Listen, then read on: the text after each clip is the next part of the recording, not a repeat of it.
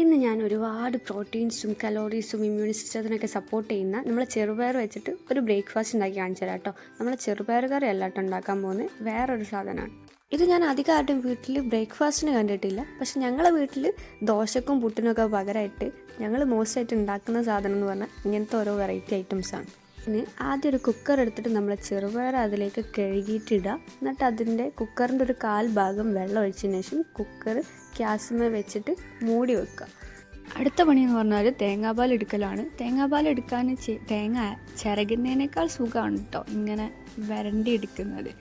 So അങ്ങനെ ചെയ്തിട്ട് നല്ലോണം മിക്സിയിലിട്ടിട്ട് നമ്മൾ തേങ്ങാപ്പാൽ അരച്ചെടുക്കുക.